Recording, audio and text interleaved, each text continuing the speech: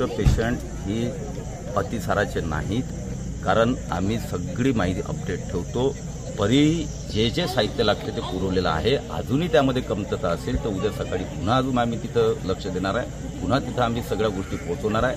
परंतु कोणत्याही पेशंटला त्रास होणार नाही याची दक्षता आम्ही पूर्ण घेणार आहे. मतदारसंघामध्ये 42 आदिवासी गावं आहेत.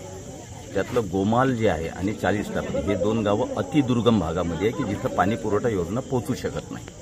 आणि म्हणून बाकीचे जे आदिवासी गाव त्यामध्ये आपण राजुरा धरण असेल, बोराडा धरण असेल, सगळ्या धरणावरून आपण त्यांना शुद्ध पाणी पुरवठा योजना आपण तयार केलेल्या आहेत. त्याचं काम आता अंतिम स्तरावर आहे.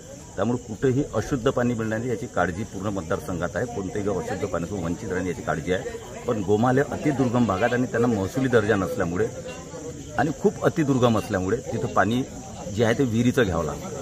आणि शेवटी ग्रामपंचायतीला त्याची निगा राखावी लागते की ते विहिरीचं पाणी खराब असून त्यात ब्लिचिंगचं आपण हे करावं. पण कुठेतरी चूक झाली असेल आणि त्यामुळे जे काय पण मी ज्यात आरोग्य खात्याकडून माहिती घेत असतो सगळ्या गोष्टीचं माझं अपडेट असते.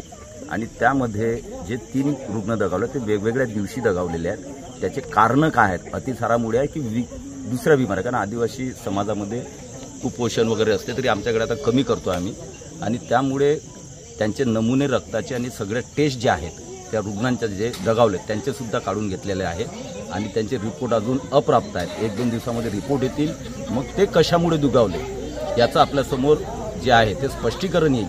तरी पण गोमाल आणि त्या भागामध्ये 1-2 गावच आमचे बाकीचे सगळे पाणी पुरवठा व्यवस्थित आहे. त्या गावामध्ये पाणी पुरवठा कसा स्वच्छ होईल हे ग्रामपंचायतला आम्ही सूचना दिलेल्या आहेत. आणि आरोग्य खात्याची टीम जी आहे ती 3 दिवसापासून तिथं मुक्कामी आहे.